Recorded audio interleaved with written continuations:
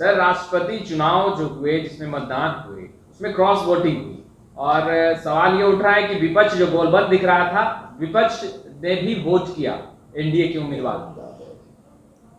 विपक्ष में जो गिनती आ रही है उसमें से कुछ वोट की कमी नजर आ रही है।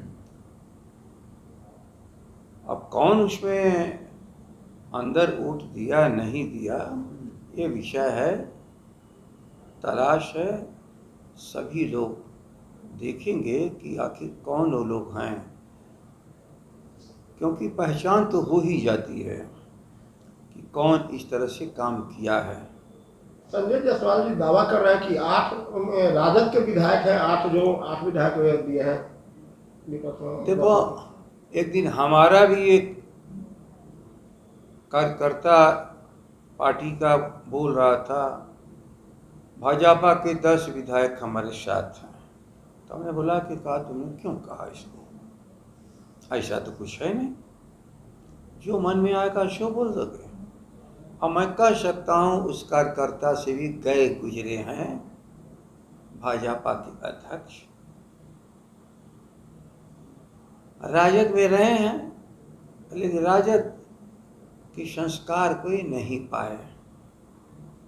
बार बार मैं कहता हूँ कि पिता भी जब खदेड़ दिए गए थे भाजपा में, तो यहाँ उनको सम्मान दिया गया था और इसके बाद इनको भी दिया गया। लेकिन हमारे यहाँ एक जिला के अध्यक्ष थे, संयोग से यहाँ राज्य के अध्यक्ष हैं, तो पहले समझें कि हमारे जिला के अध्यक्षों की बुद्धि और कौशल के बराबर भाजपा के राज्य के अध्यक्ष का है।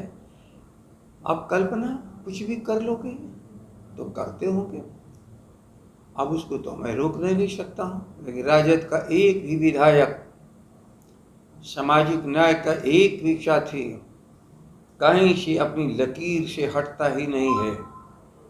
हम अपने सिद्धांतों पर और जो हमने देश के भीतर विपक्ष और प्रदेश के भीतर विपक्ष की एकता बनाई है, हमारा उसके प्रति कमिटमेंट है। ये लालू प्रसाद जी का कमिटमेंट सामाजिक न्याय का और धार्मिक उन्मादियों का, दंगाइयों का विरोध, ये हमारे राजद में समाजवाद से लोगों ने सीखा है, डॉक्टर लोहिया से लेकर के कर्पूरी ठाकुर तक। इसलिए ये उनकी कल्पना हो सकती है, जरा अपने स्तर को ठीक करें, इसी तरह से बात नहीं कर देना चाहिए। आकलन करेंगे, क्योंकि आपने कहा कि हाँ, जो आंकड़े दिख रहे हैं उसमें थोड़ा चूक है, तो क्या राजद आकलन करेगी? क्या है जाति गणना पर सवाल, क्या जानना चाहते हो?